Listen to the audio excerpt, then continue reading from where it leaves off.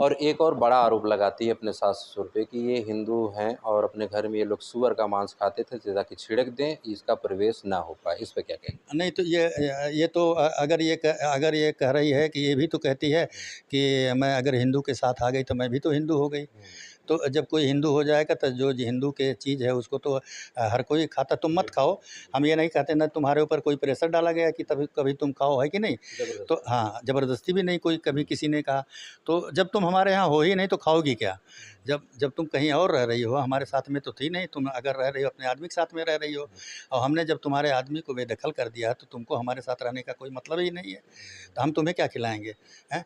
और अगर हम मान लीजिए हम हिंदू हैं, तो हम तो सूअर का गोश्त खाते हैं, ऐसा नहीं कि हम सूअर का गोश्त नहीं खाते।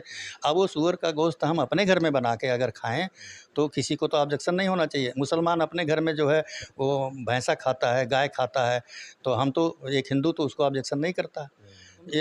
वो ये भी कहती है, आकर के ज़बरदस्ती हमारे दरवाजे पर बैठी हुई थी और ये कह रही थी कि क्या नाम है, मैं बहुत बड़े घर की हूँ, तुम्हारे जैसे चमार जो है मेरे घर झाड़ू लगाते हैं, मेरे घर पोंछा लगाते हैं। अच्छा, हाँ, ये भी कह रही ये थी। उसका कहना हाँ, है। उसका कहना था।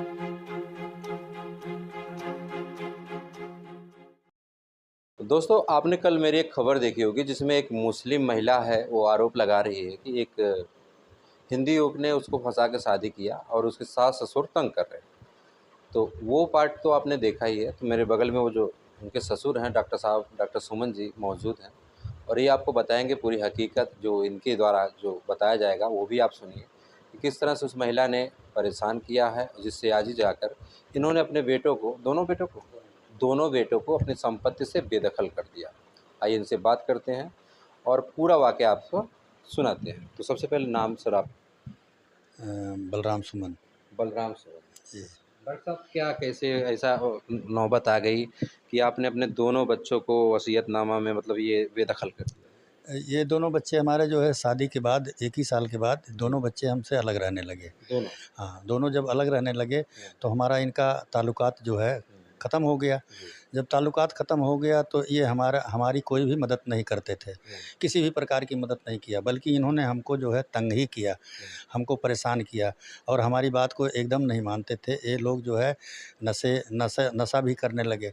जब ये लोग नशा भी करने लगे तो दोनों हमारे जो बेटे? हाँ, हमारे नेचर के खिलाफ़ ये लोग हो गए। हुँ, जब हमारे नेचर के खिलाफ़ हो गए तो हम मजबूर हो कर के हुँ, ये जो है हमने अपनी चल अचल संपत्ति से जो है इन दोनों लोगों को बेदखल कर दिया। अच्छा, ये आपके जो दोनों पुत्र हैं, संतोष कुमार व अमर सिंह, जिनका नाम, अमर का नाम सनी है, तो ये स दोनों ने? हाँ, अच्छा, अच्छा। दोनों को हमने बेदखल कर तो दिया। आपके ये जो अमर हैं यानी सनी, इनकी पहली शादी कब हुई थी? ये इनकी शादी आज से समझें कि आप 10 साल पहले हुई 10 थी, साल 10 पहले साल हुई थी। पहले हुई थी, तो हाँ। पहली पत्नी से क्या ऐसा विवाद आया कि मुकदमा वगैरह ये तलाक वगैरह? हमारे यहाँ से जी। ये लोग जब हमारा ताल्लुकात हमसे क्या नाम जब बिगाड़ लिए, हुँ, जब ताल्लुकात बिगाड़ लिए तो ये हमारे अपने जो ये लोग दहेज वगैरह सब पाए थे, हुँ, ये सब सारा सामान उठा करके लेके बाराबंकी चले गए। अच्छा। और बाराबंकी जब चले गए हुँ, तो उससे पहले वहाँ जो है एक हमने इसका मेडिकल में करवाया था जब हमारे साथ में रहा हुँ, थोड़ा दिन तक, मतलब शादी से पहले हुँ, जब मेरे साथ में रहा तो मैंने इसको जीएनएम करवाया हुँ, लखनऊ से। हुँ, और जब जीएनएम कर लिया तो शादी हो गई। हुँ। शादी के बाद जो है अब हमसे जब इसकी बीवी आई तो हमसे रिश्ता इसने ख़त्म कर लिया। पहली बीवी? हाँ, पहली बीवी और लड़के अच्छा। जब रिश्ता ख़त्म कर लिए तो ये दोनों लोग अपना सारा सामान ले कर के क्या नाम वहाँ बाराबंकी में रहने लगे। क्या-क्या सामान था उसमें? उसमें आप समझें कि जितना भी फर्नीचर का सामान, बेड वगैरह और भी जो भी मतलब शादी-विवाह में जो कुछ मिलता है और अपना वो फ्रिज वगैरह और भी 4 पहिया जितने वाहन भी था? हाँ, हाँ, चारपहिया वाहन भी था, हुँ, वो सब जो है उठा ले गए और चारपहिया वाहन वो उसी औरत के ही नाम से था। हुँ, और जब ऐसा समय आया दोनों में जब बिगाड़ हुआ हुँ, तो चारपहिया वाहन जो है वो उसके नाम से था। वो पुलिस के माध्यम से हुँ, क्या नाम है वो चारपहिया वाहन उसने अपने मायके लेके चली गई। अपने मायके लेके लेके चली गए। गई। तो ये सनी यानी कि जो अमर नाम बताया जा रहा है, इनका कैसा व्यवहार रहता है आपके, कब खराब होता है?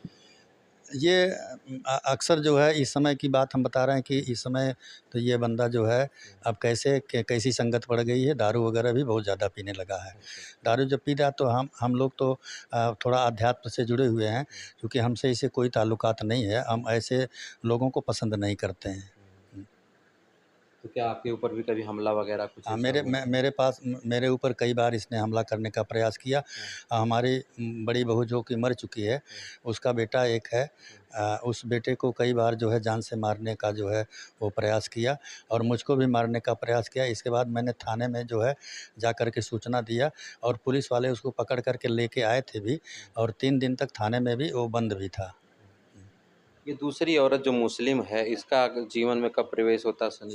अब ये तो जब वहाँ नौकरी कर रहा था, तो ये बताने बताने क्या नाम है, यही महिला ही बताने लगी कि हम जो है आए थे अपनी बहन का, रहने वाली ये कहीं कानपुर के आसपास की रहने वाली है, और ये मुस्लिम महिला है, और ये इस अपनी बहन को लेकर के आई थी हॉस्पिटल में इलाज कराने के लिए। उसको कैंसर हो गया था, बता रही थी।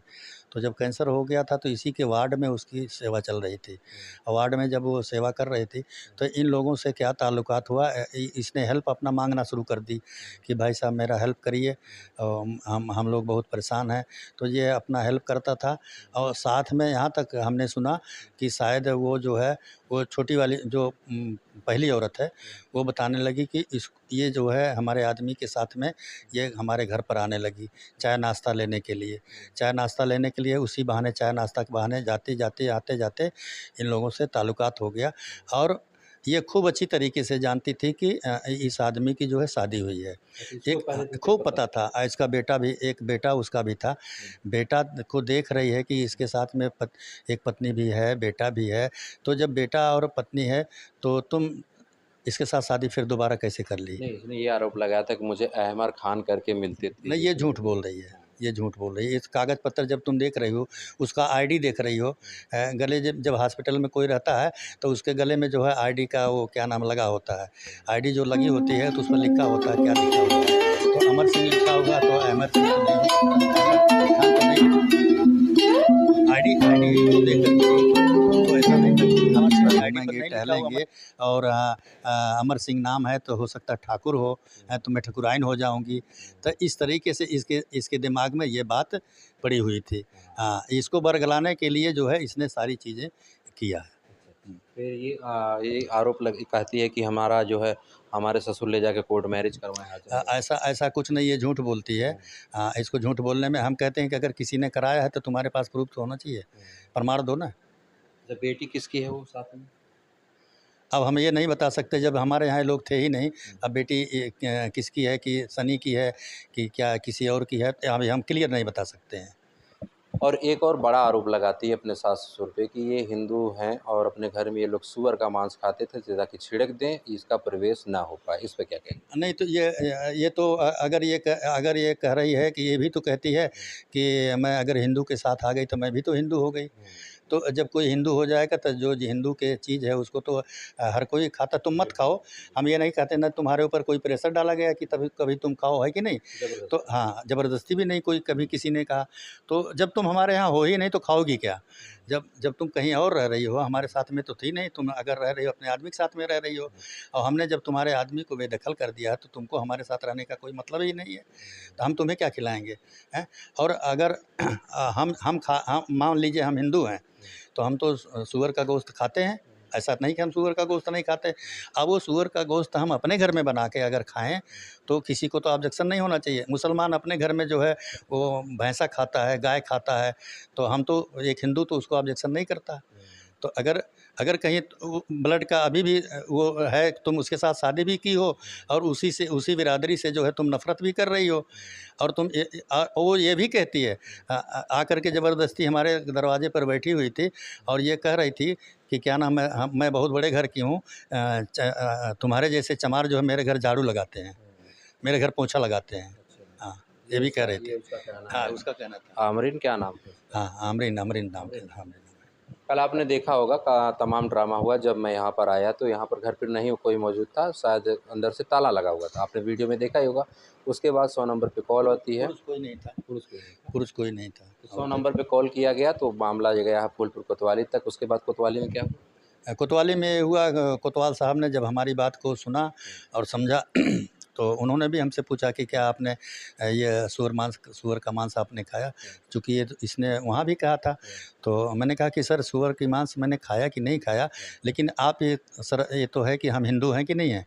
अगर हम हिंदू हैं तो सूअर की मांस तो हम खा सकते हैं और हम खाते भी हैं, सूअर की मांस हम खाते हैं। ऐसा नहीं कि हम नहीं कह सकते कि हम नहीं खाते हैं। तो जब उन्होंने कहा कि जब तुम इनके लड़के के साथ में हो तो क्या नाम है, अगर वो ये सूअर का मांस खाते हैं तो तुमको तो वो तो सहना ही पड़ेगा। ये बात। तो अभी कहाँ तक मामला पहुँचा है और आगे क्या चाहते हैं अभी बताइए? हम आगे ये हमें तो इन लोगों से कोई ताल्लुकात नहीं है। हम न तो ताल्लुकात रखना चाहते हैं।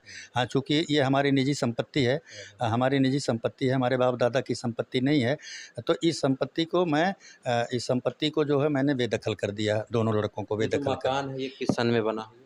अभी अभी 2 साल हुआ है, 2 साल। 2 साल हुआ है। ये तो आपने खुद खरीद के बनवाया है? मैंने खुद जो है इसको खरीदा है, ये फिर आपके इसको नाम की बनवाया। प्रॉपर्टी है। ये मेरे नाम की इसके प्रॉपर्टी है। अलावा कौन-सी प्रॉपर्टी आपके पास है? मेरे गाँव पर है। गाँव। हाँ, गाँव आपने मेरा। तो गाँव में भी भेजा था रहने? हाँ, गाँव में जब मेरे यहाँ लेकर के आए, मैंने कहा भैया मेरे यहाँ नहीं रहना। जब मैंने बेदखल अपनी निजी संपत्ति से बेदखल कर दिया है, तो मैं अपने पास नहीं रहने दूँगा। चूँकि आप लोगों का जो व्यवहार है, वो मेरे खिलाफ़ है। इसलिए हम आप लोगों को यहाँ पर नहीं रहने देंगे। जो पैतृक संपत्ति है, अगर आप अधिकार रखते हो, तो पैतृक संपत्ति पर जाओ, जो कुछ भी मेरा है, उस पर आप रहो, बनाओ, खाओ, हमें उसका कोई ऑब्जेक्शन नहीं है। बना खा सकते हो। तो ये वसीयतनामा और ये बेदखली का वाला आपने कब किया है? ये डेट है इस पर। जी। आगे बढ़िए।